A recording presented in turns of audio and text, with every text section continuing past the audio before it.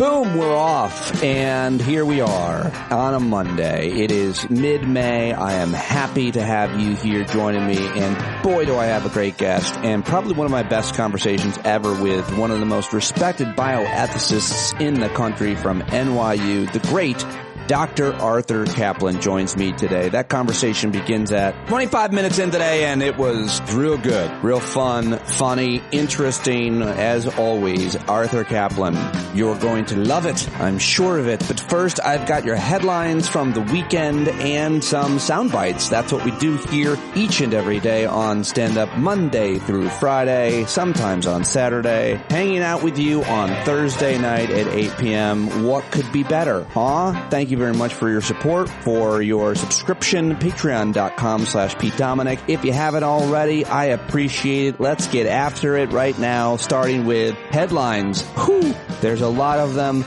There's a lot of crazy stuff happening, as always, on this spinning blue rock. So let's take a breath and get to it. Ooh, here we go. Major news coming out of Iran, where the supreme leader's protege, the president of Iran, Ibrahim Raisi, has died at the age of 63 in a helicopter crash. The president of Iran and the foreign minister have been found dead, according to Iranian state media. What does it mean? Hard to tell right now. The Associated Press says he was a hardliner who formerly led the country's judiciary. He was viewed as a protege of the supreme leader. Some analysts had suggested he could replace the 85-year-old supreme leader after Khamenei's death or resignation. And in a related story, I guess somewhat in terms of the region, President Biden wants a 3-day diplomatic accord among the U.S. and Israel and Saudi Arabia. And apparently the U.S. and Saudi Arabia are just days away from concluding the documents that would forge a historic bilateral agreement that has long been a top priority for President Biden, as it would begin a parallel track to normalize relations between Saudi Arabia and Israel. In the Middle East and Gaza, Israeli troops recovered the bodies of 3 hostages whom Hamas captured during the October 7th attacks. Absolutely heartbreaking news there. Thousands of demonstrators in Israel's largest city, Tel Aviv, called the Israeli government to negotiate a hostage deal with Hamas. Ambassadors to Israel from the U.S. and other countries actually gave speeches at this protest. In Gaza, a marketplace for survival supplies has emerged, including entire aid parcels, and Israeli troops continued to carry out their nightmare of violence when they killed at least 27 in an airstrike as U.S. envoy is visiting the region, mostly women and children, according to a hospital in the area and reported by the Associated Press. The bombing on Sunday happened as fighting raged across northern Gaza. Israelis leaders aired divisions over who should govern the Palestinian territory after the war, now in its 8th month. Back here at home, protests continue, including yesterday when President Biden gave the commencement speech at Morehouse College, one of the most respected historically black colleges, universities in Atlanta. The speech focused on race and politics. Several times he made references to the disgraced former president without using his name. He called the situation in Gaza a humanitarian crisis, emphasized that he's calling for an immediate ceasefire. Nevertheless, protesters at Morehouse outside the ceremony and some in attendance demonstrated their objection to having President Biden speak due to the administration's support for the Israeli people. Cameras caught some in the ceremony who faced away as Biden spoke. Others were seen in photos, social media, with various estimates, more than 6, but fewer than 20 attendees having turned their backs on the president during his speech outside the ceremony. A lot more vocal and active, multiple signs accusing Biden of supporting genocide, along with calls for ceasefire and threats to remember on Election Day there at Morehouse College. I'll give you some audio of President Biden speaking there coming up. Now let's go to Ukraine, where Russian forces have moved closer to the outskirts of Kharkiv, raising fears that the northeast city, Ukraine's second largest, could soon be within artillery range. They seem to continue to have momentum in that conflict, and that is not good news. But you know what is? Apparently France has the Olympics coming up. They've issued scratch and sniff baguette postage stamps ahead of the Olympics, so that's fun. I want to scratch and sniff bread stamp. Now, coming back here to home, domestic news, workers at 2 Mercedes-Benz factories in Alabama voted against joining the United Automobile Workers setting back the labor union's efforts to gain ground in the South. I didn't love reading that headline. Some justice for the assailant of Nancy Pelosi's husband, Paul, after breaking into their San Francisco home. Man has received a 30-year prison sentence. TikTok has added guardrails on weight and dieting related posts. This is interesting. Its algorithm will no longer show users videos about, quote, extended intermittent fasting, excessive exercise, and more. Really? That's where they're drawing the line? I mean, I'll take it, but it seems like there's some other things they could roll back, like all those bullshit videos of couples playing pranks on each other constantly. All right, sorry, I love them. But are couples really doing that? I don't know. I think they just set it up and film it and then go viral. All right, those are just some of the headlines from the past couple of days. And coming up this week, of course, the disgraced former president Donald Trump's defense team presents its case starting today in his trial in Manhattan. Taiwan is inaugurating their president today. The French Open begins today. A British court will hear the appeal of Julian Assange, the WikiLeaks founder, against extradition to the U.S. this week. We've got primary elections this week in Idaho, Kentucky, and Oregon tomorrow. And we have a huge board of election here in my town of Clarkstown tomorrow. So on Tuesday night, I'm either going to be real happy or real disappointed. I'll be continuing to make phone calls all day today, hoping that voters will get out and vote for sanity. And our candidates, who are all educators, talk to me on Tuesday night or Wednesday morning. In Kenya, their president begins a state visit to the U.S. on Thursday. Idaho has their Democratic presidential caucus on Thursday. And the Cannes Film Festival is taking place. They'll announce their big winner of their big award on Saturday, if that's something you care about. And we're approaching Memorial Day weekend, folks. How about it? I'll be taking some of the week off next week. Looking forward to some time off, but I'll still be posting some great interviews for you. I'm looking forward to sharing those.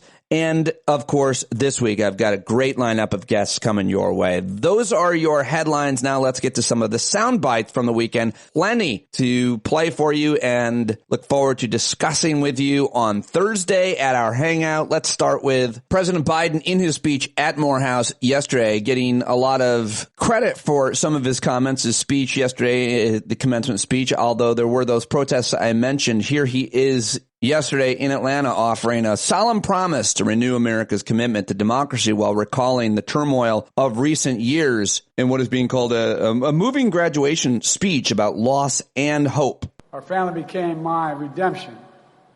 Many of you have gone through similar or worse and even worse things. But you lean on others. They lean on you. And together you keep the faith in a better day tomorrow. But it's not easy. I know 4 years ago, as some of your speakers have already mentioned, it felt like one of those Saturdays. The pandemic robbed you of so much. Some of you lost loved ones, mothers, fathers, brothers, sisters, who aren't able to be here to celebrate with you today. You missed your high school graduation. You started college just as George Floyd was murdered. And there was a reckoning on race. It's natural to wonder if democracy you hear about actually works for you. What is democracy? If black men are being killed in the street, what is democracy? The trail of broken promises still leave black communities behind. What is democracy? You have to be 10 times better than anyone else to get a fair shot. And most of all, what does it mean, as we've heard before, to be a black man who loves his country, even if it doesn't love him back in equal measure? And now let's go to a far less inspiring piece of audio. This is the disgraced senator from Florida, Marco Rubio, who once hated Donald Trump, once was a moderate, quote, moderate on immigration reform, negotiated comprehensive immigration reform in 2013. And now he wants to round up migrants and send them back to detention camps. Here is one of the horrible moments. Oh, and they were all horrible from yesterday's interview appearance on Meet the Press. Immigration. If reelected, Donald Trump has said he's willing to build migrant detention camps and deploy the U.S. military to deport the more than 11 million undocumented immigrants in this country. It would be the largest deportation operation in American history. Do you support that plan? 11 million. That's an outdated. That was the number 10 years ago. We're talking upwards of 20, 25, maybe 30 million. Well, there's been almost 10 million people that have entered this country unlawfully in the last 3 years. To the question, would you support it? The number varies big time. I mean, it's another 9 to 10 million people just in the last 3 years. The answer to your question is yes. We cannot absorb 25, 30 million people who entered this country illegally. They're here illegally. What country on earth would tolerate that? We don't even know who most of these people are. They talk about vetting them with what? They're coming from nations that don't even have document systems in many cases. Yes, we are going to have to do something, unfortunately. We're going to have to do something dramatic to remove people from this country that are here illegally, especially people we know nothing about. But 10 million, 11 million, that was the number 15 years ago. Today, it's upwards of probably 25 to 30 million, maybe more. All right, just making shit up, Marco Rubio. Here's more. Here's what you said about Donald Trump's mass deportations proposals in 2016. Take a look. I don't think it's reasonable to say you're going to round up and deport 11 million people. I don't think it's a plan that works. I don't think that's a realistic policy. So why have you changed your mind now? Because the issue has completely changed. When I said that, and back in 2013 when I was involved in immigration reform, we had 11, 12 million people that had been here for longer than a decade. Now, we've had almost that number in the last 3 years alone from all over the world, including people that I believe are terrorists, people that I believe are going to conduct terrorist attacks in this country if given the opportunity, certainly people that were criminals in their home country. Okay, I can't take it with him. He also, by the way, said this about accepting or not accepting the election results. Will you accept the election results of 2024 no matter what happens, Senator? No matter what happens? No, if it's an unfair election, I think it's going to be contested by either side. Senator, no matter who wins. I think you're asking the wrong person. The Democrats are the ones that have opposed every Republican victory since 2000. Okay. All right. I can't with him. He is such a terrible, terrible person, such a hollow, empty barrel, completely unprincipled, but speaks with that indignant tone like he's got any integrity, and I just can't take it anymore from him. Here is a far more sane person, an inspiring person who I really admire and like and have interviewed several times. It's Jasmine Crockett. We all know Jasmine, Congresswoman from Texas.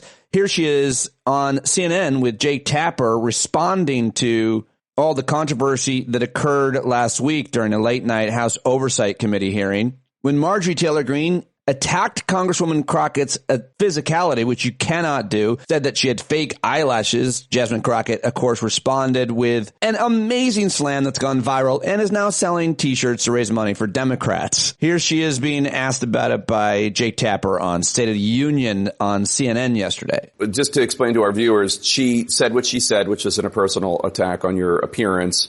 And then the Republicans refused to take her words away. Yeah. Because they said it wasn't a personal attack. And then you said something about, you didn't mention her name, but you obviously were talking about Congresswoman Greene, bleach blonde, bad built, butch body.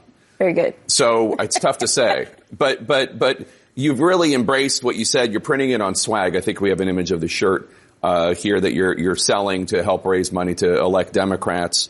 How would you respond to say it's inappropriate to respond to an attack on somebody's physical appearance? And you hear Congresswoman AOC say, you know, you shouldn't be attacking somebody's physical appearance. But then you did the same thing. You attacked her physical appearance. So to be clear, what I asked for was clarification on the ruling. If her words were taken down, that meant that she was going to have to leave the committee for the evening, which actually would have helped everybody out because the source of the chaos is always Marjorie Taylor Greene. But the chairman was concerned about his votes. He was concerned about whether or not he would be able to move forward with contempt. And so therefore, it's contempt of for the Attorney General Garland. Absolutely. Yeah. So therefore, I'm like, what are we doing? So what are the parameters? And I generally wanted to know. So I did not state anything to her. I specifically asked a question and I didn't even mention her name. Mm-hmm. And so it was for clarification, and that's what I asked for.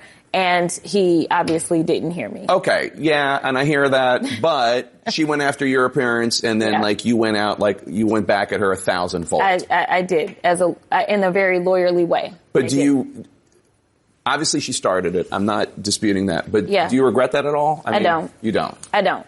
Because here's the thing.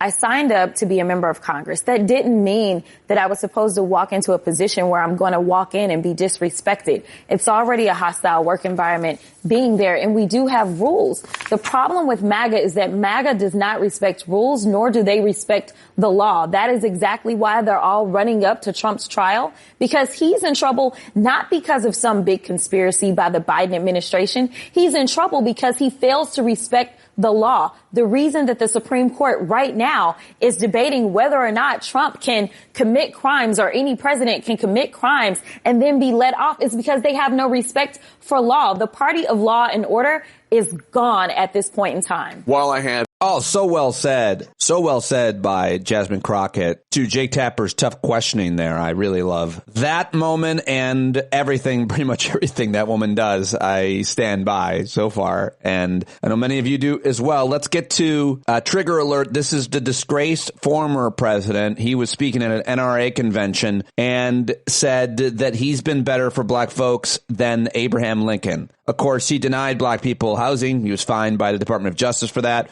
Took out a newspaper ad demonizing the Central Park Five, demanded black workers be taken off his construction projects.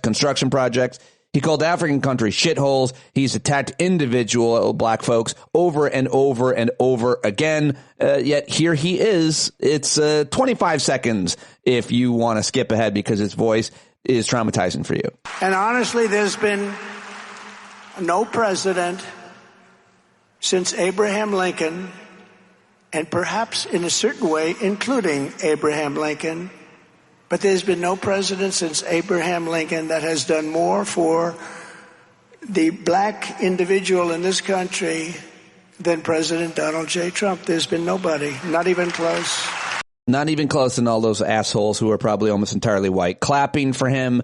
And it's always disgusting when he speaks, period, but when he refers to himself in the third person, it's just so grating. Who does that? I mean, who would ever be okay with that? And while we're at a low point, here is Diddy, who has apologized when a video came out of him. I hope you didn't see this video. I accidentally watched of him.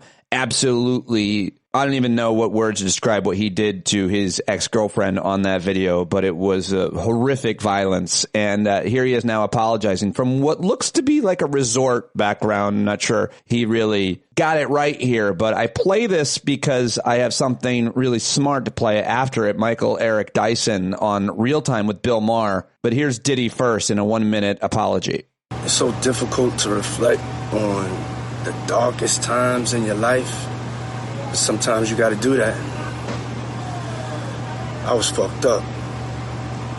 I mean, I hit rock bottom.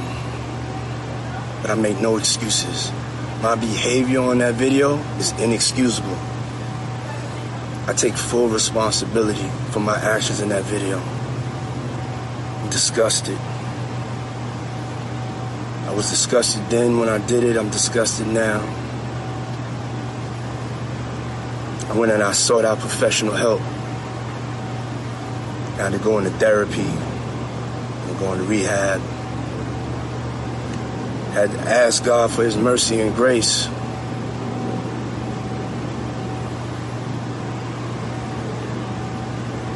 I'm so sorry.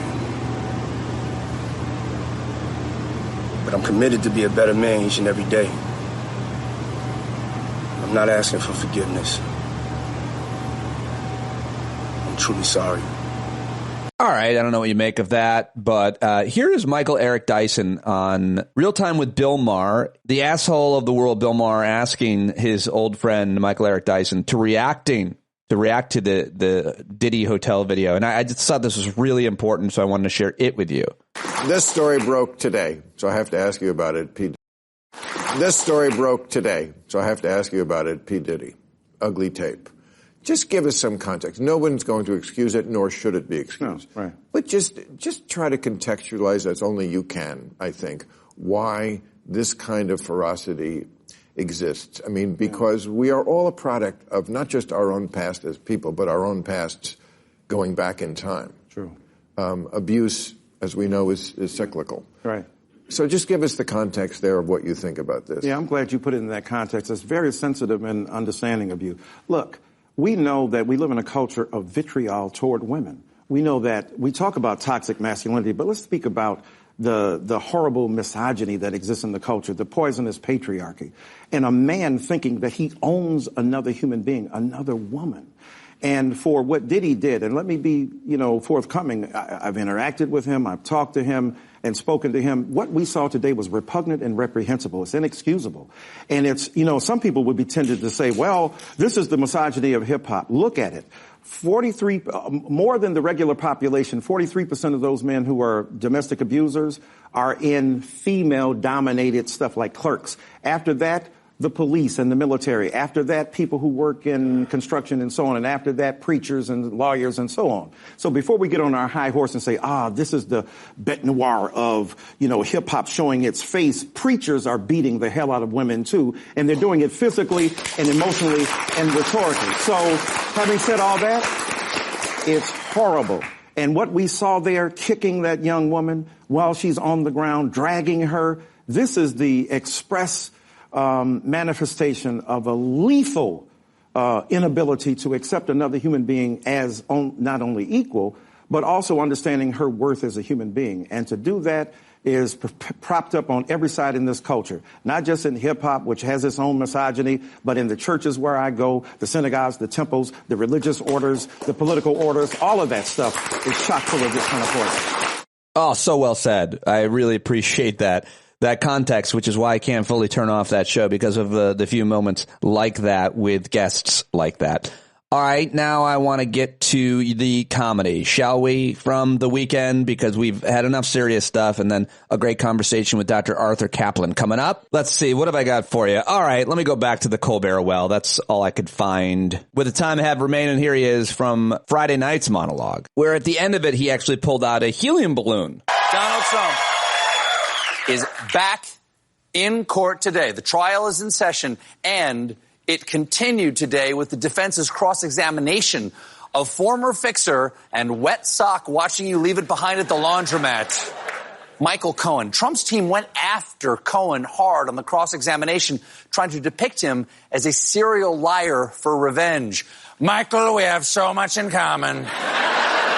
Serial lying, lying about cereal, You know, I met the late, great Toucan Sam. They say he followed his nose, it always knows, but guess where it took him? Straight into a windmill. Windmills kill, my friends. His friend Sonny went cuckoo with grief. They claim. They always said cuckoo for Cocoa Puffs, but I say Mr. Toucan Sam and Mr. Cuckoo were lovers. Who knows the truth? All we know for sure is that they will forever be part of this complete breakfast. Now, I knew Toucan Sam down in Miami. He knew how to use that nose, my friend. To try to prove that Cohen was deeply biased and eager to see Donald Trump punished, Trump's lawyer played a clip of Cohen's podcast in which he celebrated Trump's indictment. Reportedly, on the clip, Cohen sounded giddy, high-pitched, and was speaking so fast that if you didn't know better, you'd think the tape had been artificially sped up. I know how he feels. I've been pretty excited about this whole trial. Boy, oh boy, what if Trump's convicted? But on the other hand, if we treat this trial as a silly diversion, we risk overlooking what it signifies about the underlying root rot of our political system as we teeter on the brink of dictatorship. We represent the Lollipop Guild, the Lollipop Guild, the Lollipop Guild, and in the name of... All right, there you go. Colbert sucking on a helium balloon. That is all I've got for you in the opening news segment of today's episode of Stand Up. Hopefully you appreciate it. You're updated, informed, maybe a little bit entertained, and better for it to start your week. But now, let's get to my guest, okay? Shall we? I cannot do any of this without your support. I'm so happy to have it. I always need more of it to keep this going, but I definitely can't do it without brilliant guests like Dr. Arthur Caplan, who is, of course, one of the foremost respected bioethicists in the country. He's gotten all the honors. He's created entire bioethics schools, including the one at NYU. He's the author and editor of over 35 books. 860 papers and peer-reviewed journals, tons of articles, including one in LA Times that we discuss here. Currently, he is the founding head of the Division of Medical Ethics at NYU and a professor of bioethics there. And I'm so always very excited to talk to him. We had an interesting, entertaining, and really important conversation. And now let's get started right now with Dr. Arthur Caplan. Oh, it's been too long, but last night at our subscriber hangout, we had about 60 longtime listeners and subscribers, and somebody said, Pete, you've got to get Arthur Caplan on to talk about. And I interrupted that person. I said, how's tomorrow look for you? Here he is joining me now. Perfect timing. Lot to discuss. How have you been? Been doing definitely enjoying a subtopic. We weren't necessarily going to talk about it, but I'll mention it. Who's the least healthy person that we can find to run for president? So we have Biden out there shuffling around. We got Trump out there who can't give out 7 words in a row without slurring his speech and somehow winds up saying things like Hannibal Lecter, he was a good guy. Yeah, we all remember him. And then RFK Jr., who says he's got a brain parasite. He can't talk because he has some neurasthenic condition. And of course, he was a 15-year heroin addict. It's a competition. You sound like the most cruel, judgmental bioethicist I've ever talked to in my life. Hey, listen, here's what I have been screaming for years, and we're the public, you, me, listeners are so stupid. How about we have an independent medical group evaluate the health of candidates to be president, not Trump's doctor who writes a letter and says, he's the healthiest guy ever in the history of humans. I happen to be like an orthopedic surgeon, but what the hell? I can evaluate him or whatever. Independent 10-person medical group.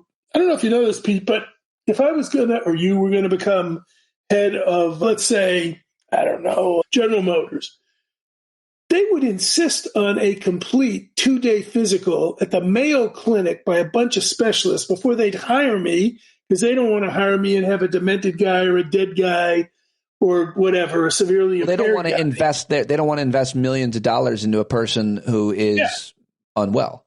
Yeah. But for president, we sit here and say, we'll take your word for it. Whatever you say, you tell us, you explain it. And I'll add one other thing. I don't care if you vote for him anyway. I just like the information. You want to vote for somebody with a disability? Great. I have a disability.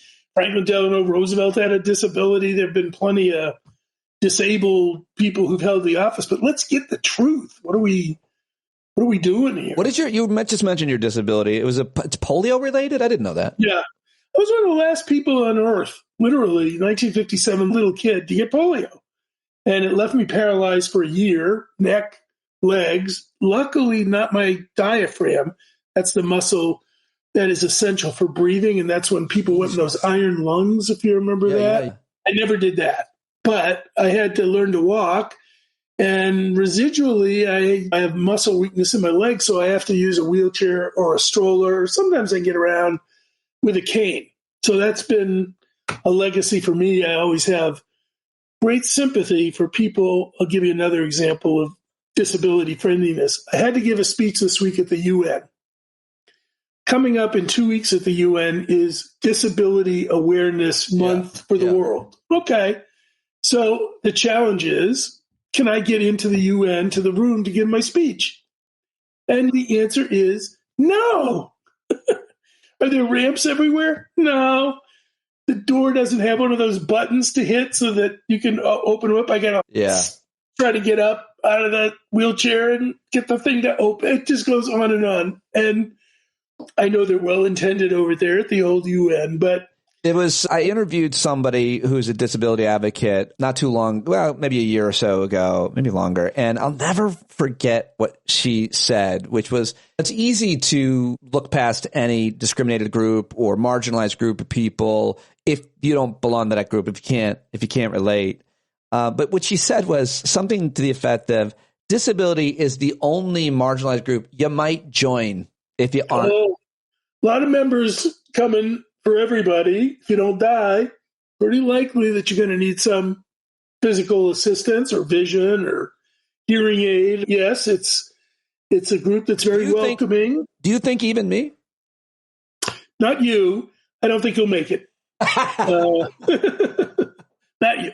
But here's one other little side story on disability, which is important to talk about, the ethics of same. When you are in that camp, people are often very helpful and very nice. They will open doors. They frequently come and say, do you need help across the street? But whatever. And that should be much appreciated. On the other hand, if you went up on a date site and said, I'm disabled, I'm told, I'm long married, so I don't have this issue, but not fishing in that pond. Really? Yeah. Mm-hmm. I'd like to see you on one of those single sites. Isn't that the most respected bioethicist in the world? Hey, listen, all you got to do is say, white male with job. That's attractive to most people. But if you throw in disability, I think you fall out. But literally, so again, I'm told, I don't surf these sites, but I think women are like, you're not addicted and you're not crazy and you have a job? Hey, I'd like to meet you. Do you think it's dishonest that, let's say I had a dating profile and in all my photos I wore a hat to cover my disability? The amount of BS that's on those sites wearing a hat is like, what do they call it in Catholicism? A minor sin? I mean, it's not big. People put up pictures when they were 22 years old, and they're 59 now. It's like lady meets me and is like, wait, you're bald? All right, Dr. Caplan, let's get into issue number one. You wrote a piece with Jeff Sabo, a couple bioethicists here. This is from the LA Times op-ed. This is a really important issue. I mentioned it on the show, the news story, last week. The piece you wrote has been titled Banning the Wrong Kind of Meat. So cattle ranchers and the cattle lobby, those who make money within that agricultural industry, have lobbied really hard to make sure that any form of non-cattle, non-meat that were traditional be sold. Not only the fake meat that we know, call it, the brands we know, but now this new kind of meat that you can grow in a lab. There's a lot to say about this. Unpack it for us. Ron DeSantis, when he's not busy repressing rights around his state, came up with a new idea just a week ago.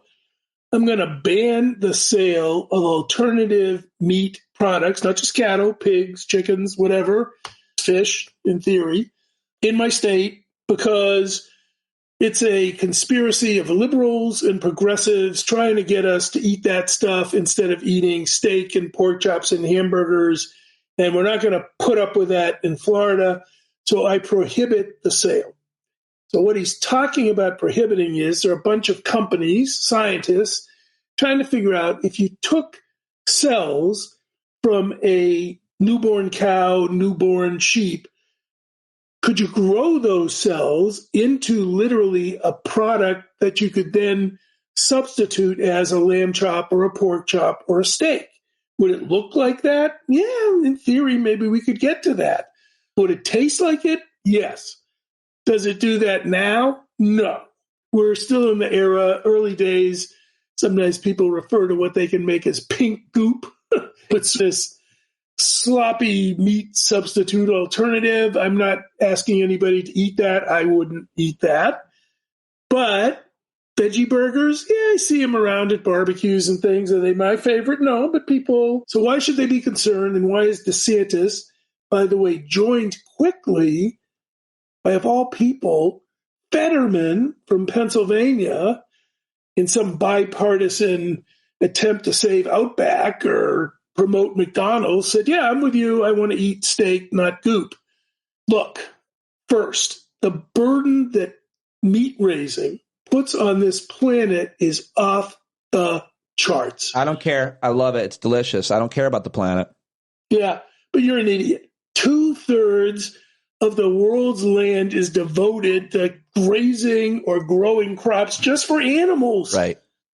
Water, which is scarce, including maybe for you someday, me, we live in the same part of the country, you're using like 1/3 of the world's water to water these animals. Right. The animal suffering from killing, 9 gazillion animals a year is off the charts. They're factory farm. They're in terrible conditions. Think Tyson's chicken farms, Route 13 in eastern Maryland. They produce so much pollution. They're like destroying the entire part of the state. The animals suffer horribly.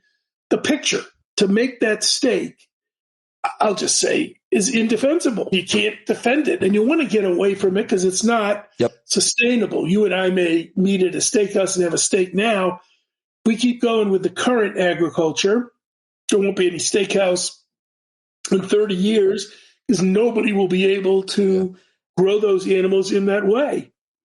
One of the things, and we'll get to the lab-grown meat part of it, but one of the other things I heard, I think Eric Schlosser say, he's a great writer, obviously, Food Inc. 2 is out, he was promoted, and he said something about how the COVID virus, and now we're looking at a potential avian flu, has jumped over to mammals and could jump to humans too. And he basically had this very concise and thoughtful thing, I'm butchering it, but basically he's Mother Nature, because of the way that we produce animals in the factory farm way, is angry, and they're going to kill us.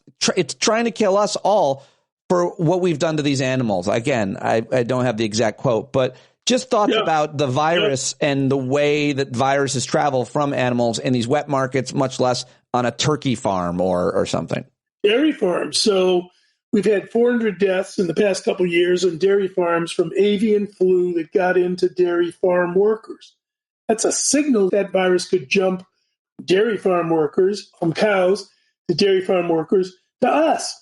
The death rate of that virus, if you're not vaccinated, 40%. And obviously, a lot of people would be dead before we even knew to vaccinate. They'd be dying very rapidly. When these things have jumped recently into cats, not that everybody loves cats, but they're killing them left and right, the cats that live on the dairy farms. So there's huge burdens of disease transmission from animals into other animals, into us. A bunch of diseases go this way. I'm convinced COVID went this way from a wet market in somewhere in China into local folks, started sneezing. Pretty soon it's with the world. So it's another burden that's unsustainable. You grow meat in a dish from cells, you can control viral infection. You can make sure there's nothing in there before you sell it to anybody. You're watching it. You absolutely want to make sure it's at least safer than anything you're doing with animal agriculture. You could add nutrients. You could make the meat less fatty, more proteiny. You could give people more options. You don't have to go to Katz's Deli and say, give me the lean cut, or somewhere where you're trying to trim the fat off that roast. Thank you. Just get made that way. Not that everybody wants it, but you could have that option too. Let me read your words in front of your face from the LA Times piece. You write, there's no reason to ban cell-cultivated meat at this early stage in its development. Far from it. There are only reasons to aggressively explore all options for building industries that can produce nutritious, delicious food while improving animal welfare, disease control, and environmental protection. Governments should invest in research and development to see if we can develop better alternatives to the practice of breeding, raising, and killing tens of billions of cows, pigs, chickens, and turkeys, fish, and other animals per year, often in cramped, toxic conditions that harm animals, workers, and consumers alike. It doesn't seem like there's any downside. That's a really smart guy. Who was that? I think that was your co-writer, Jeff Sable, who wrote that one passage. Yeah. But it doesn't seem like there's any downsides to the lab-grown meat thing. There must be something. I don't know what it is. What are we worried about lab-grown nutritious meat? It's the threat to the status quo. This is the buggy whip. But it's an economic. Can we not have cars because it's going to do away with horse carriages? It's an economic argument, though. Totally. I don't buy this taste business. No one's asking you to eat what's currently being produced. I admit it sucks for the most part, but let's make it better. The lab cultivated meat industry has been with us 6 years, 7 years. I don't know, not very long. Invest in it, promote jobs doing it, save the damn planet, get yourself healthier.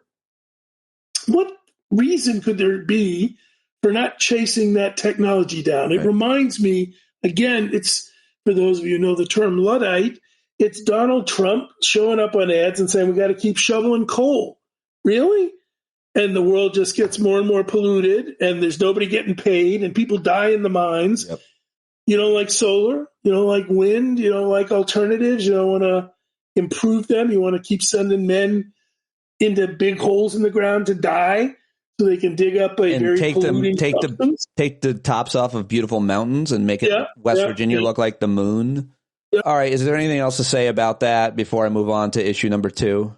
Yeah, DeSantis already has convinced the Alabama governor to put the same ban in. There's 4 more states thinking about it. We should be fighting this. This is big. I know we're all interested in Stormy Daniels and what's going on with Cullen in the courtroom, but this is the future. Yep. If I was a young person, I would be outraged that you would even elect somebody who would get behind a ban at this point in time. And by the way, there is one other thing to say. Most famous scientist in the world, who would you nominate? Aside from me. Who would I nominate from the most? Who is the most famous? Is it Fauci? Is that what you're saying? No. Okay. You might have nominated Einstein. Of all time. I thought you meant currently today. I was going to say Jonas Salk. Salk would be a good candidate. But there's a guy who actually should have this award that no one ever heard of. His name is Norman Borlaug. He was at the University of Minnesota. And what he did was he invented all the strains of corn and wheat and alfalfa and other legumes that let us feed the world. People were freaking out 40 years ago and said, we won't have enough food. The population's expanding. All these books were getting written. You and I may remember some of them. Paul Ehrlich, The End of the Planet. What are we going to do about exploding population? Can't feed them. Yeah. Borlaug, agricultural scientist, figured out how to grow more food, genetically engineering it. And by the way, to be honest, came up with pesticides and fertilizers. He did the breakthrough. It's time for another breakthrough. I love Norman Borlaug. I met the guy, quiet, decent, wonderful guy. But it's time to get past what he did. That's what the meat cultivation science promises to do. We need another green revolution. The Borlaug. So I love that. I'm going to look into him, and I appreciate that a great deal. Let's go to the global wellness industry. It's valued at $5.6 trillion in 2022, and you sent me a hilarious. You sent me a hilarious email, which named a few of these things like ultra deluxe wellness resorts, something called advanced cellular recognition therapy, which apparently increases that's where the cells greet each other with a ceremony in your body and exchange pleasantries. And then that sounds great. That sounds like a good movie. Full body photo biomodulation. Can't even guess. Don't know. Abdominal organ therapy. Does that give me abs? That should be near your abs, although abdominal organs include the liver, and maybe there's something there where they pull them out and rinse them off and stick them back in. I'm not sure what that is. Sounds good. Pulsed electromagnetic field therapy helps recharge cells. Cryotherapy. People have heard of that. By the way, the pulsed electronic therapy, I was laughing because half of the vaccine opponents think that's dangerous if you live near high-powered lines. Pulsed electronic therapy. So they're offering it as a treatment instead of a disaster. Those would be the people who get it too. Cryotherapy, of course, people have heard of this. Cold exposure in nitrogen-cooled chambers that can drop to negative 230. 3 minutes can boost metabolism and mood. Oh, it sounds good. I'll do it. I'm in. Yeah. Look, going into hyper-freezing environments and putting your digits in there is called frostbite therapy. And there's no way that can be healthy. None. Zero. The one use I can think for that is maybe when you're dead, if you're into one of those cults that wants to freeze your body and wake you up in 1,000 years or something, perhaps. But not. So bottom line, everything you just mentioned, how can I put this accurately, is utter crap. You wrote all at the end of this list of therapies, you wrote in giant red capitalization, all total bullshit. Total bullshit. There's not an ounce of science. I don't even think there's an ounce of common sense behind it. By the way, I also just spent maybe 2 weeks ago a little vacation for the first time. I went to Sedona, Arizona. Ever been there? No. don't. I was close. Big Red Rocks outside of Phoenix, maybe 3 hours north, something like that. Where's Camelback Mountain? I've been there. That's Phoenix. It's on the way toward this place. All right, no need to yell at me. Go ahead. But this place is the center of the crystal wellness therapy, and many vortices intersect there among the Red Rock Mountains, so that if you get yourself properly positioned, the vibes from the mountains will restore your health. And while we're beating up on these things, which cost you a lot of money, I might add, it's part of the $5 trillion. By the way, the U.S. spends $1.5 trillion of that. There are things out there in wellness that I don't have a lot of heartburn with. Included would be fitness training. Okay, some of that's great. Exercise, fine. You get into yoga. I think many people get some relief from that.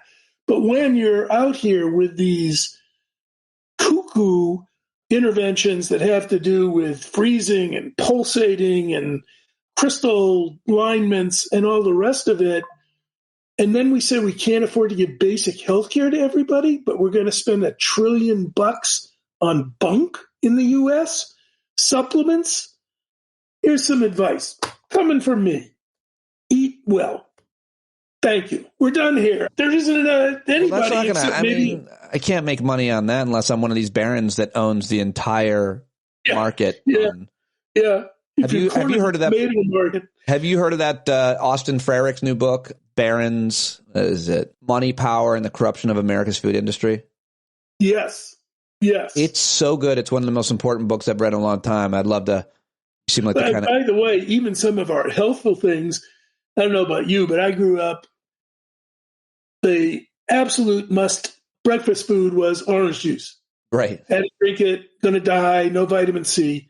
Turns out it's a crummy source of vitamin C. It's full of calories, and it's a pain in the neck to grow it in Florida or California or South America and ship it all over the U.S. That's the barons getting together, the giant advertisement, convincing the docs that this is the only way to get vitamin C. Yep. And then selling us something that probably has caused more diabetes than it has health. I remember hearing something, I know my friend Dr. Aaron Carroll told us that there's a similar amount of sugar in orange and these fruit juices, apple juice and others, grape juice, that there is in the soda.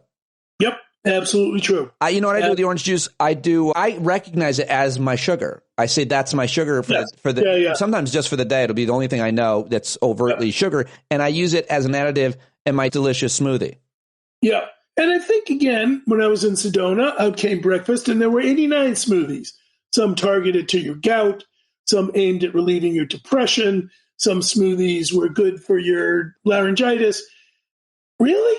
Where's the evidence about any of this stuff? And one other industry that plays this game, cannabis, our old friend marijuana. How dare you? You go down to the marijuana dispensary, and they still have this medical model. You say, want to buy some marijuana? And they'll say, oh, do you have migraines? Use this. Oh, are you afraid of losing your hair? Use that. Whatever it is, they're pushing this medicinal side. You know where that comes from? It's the old, you couldn't get marijuana unless you had a medical need. Are you saying that there's no medicinal qualities in cannabis? Is that yes. You are saying that? Yeah, it does pain relief. Oh, okay. But in terms of curing diseases? Oh, that's an important differentiation, I think. It helps people sleep. I think it helps people cope with pain, but it's not going to cure your underlying gout in your toe. It doesn't do that. Yeah, I heard a guy on the old Howard Stern show who I used to work with go on the radio and cite a study that cancer cures marijuana. And I ended up having a screaming match with him in the office because I'm me. Yeah.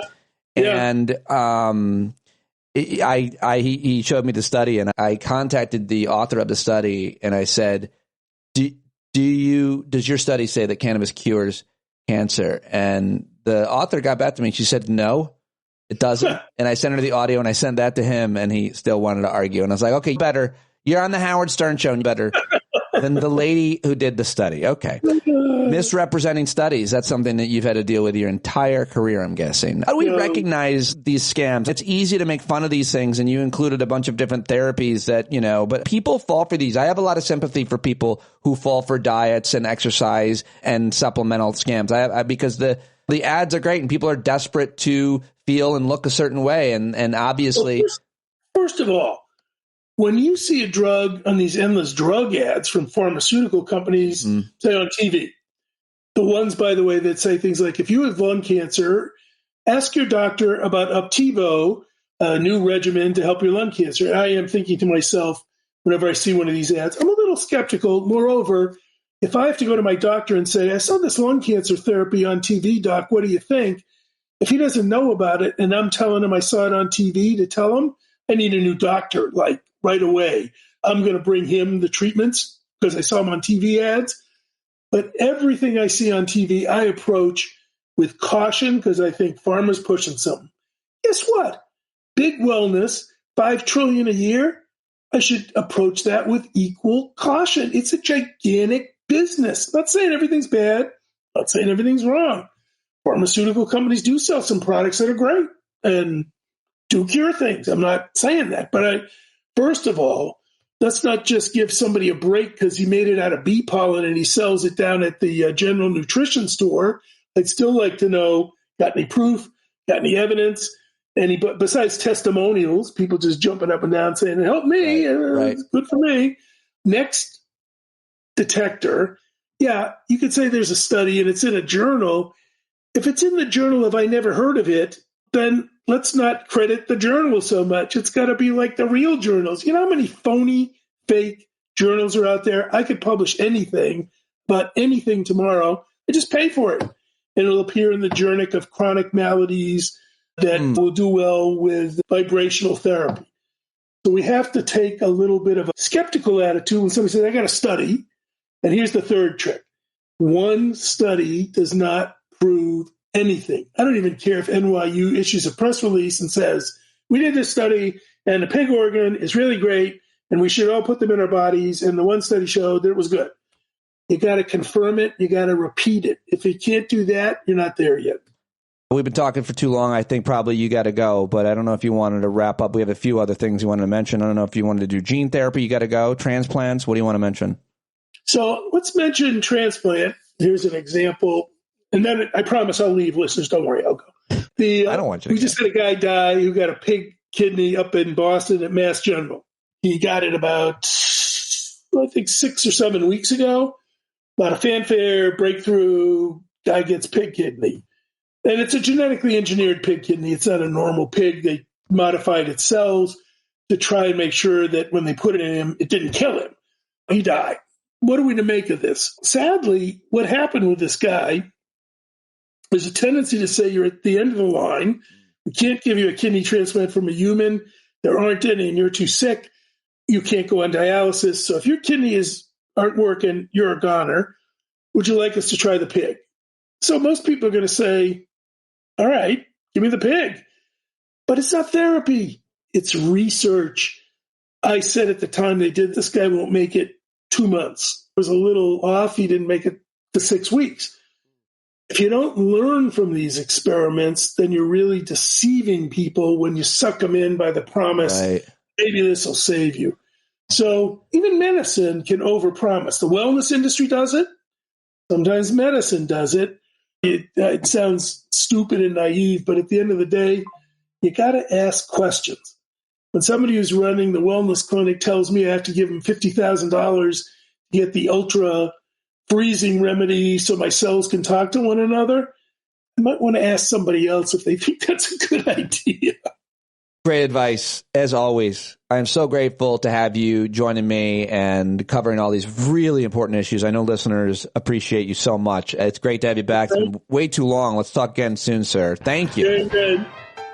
All right, there he goes, Dr. Arthur Caplan. He is on Twitter. You can go say hi to him. I really appreciate his appearing on the program as much as he has. So smart, so great, interesting, and some really fun moments there as well. Hopefully you got as much out of it as I did talking to him. We live, we learn, we laugh, we listen together each and every day, and I'm so thankful and grateful to have you here, especially you bumblebees who listen all the way to the end. Thank you so much. I will, of course, be back here tomorrow with another great new guest, and I'm looking forward to having you here, seeing you on Thursday nights at our Hangout, anytime in the Discord platform. Email me, standupwithpete@gmail.com each and every day. Send me your ideas. I so appreciate them. All right, that's it. I'm done talking. Have a great one. John Carroll taking us out. Hey, you've been sitting so long, you got the creaky knees, you gotta stand up. Stand up. I think you're driving wheels with leaking grease. Boy, you better stand up. Stand up. Well, there's a whole lot more of us who know what's right. They'll keep right on ignoring us if we keep sitting tight. You got to open up the window to let in some light. You gotta stand up. That's right. You got to rise up, you got to stand up, you got to stare the devil straight in the eye. We got to let him know it's his turn to go. See it clear when all you hear is a lie. So get up off of your butt, get down off of your fence, and even if it ain't a very friendly audience, well, they'll begin to listen when you start making sense, and you stand up, stand up. Point your rifle to defend your town. Just stand up, stand up. You know they can't deny you what you're laying down. Boy, you better stand up, stand up. Show your face of every color, yellow, black, red, and brown. She's the place where every lost child will finally be found. There's only one thing to do before we stand our ground, and that's stand up, stand up. Well, the founding fathers saw a land for all. They had to stand up. They had to stand up. They had a keen imagination for a crystal ball, drawing all the plans of a stand up. But all they had to go on was the time they were in, with other causes for laws, and since they weren't even sin, they knew that change was gonna come before the change would begin. They had to stand up. All right, they had to stand up. We got to stand up. We got to look the devil square in the eye. We got to let him know it's his time to go, and make it clear when all we hear is a lie. Why you lying awake wondering where the money all went? It'll be the cost of freedom that'll go unspent. You can see him flee the scene of that experiment if you stand up. All right. We got to speak up, we got to reach up, and raise your voice in every way you know how. Don't be toes up, you got to show up. Ain't no better time to do it but now. No need to pledge allegiance to no wanton tribe. Rise up, show obedience to the voice inside, and listen well and it'll tell you not to run and hide. It says stand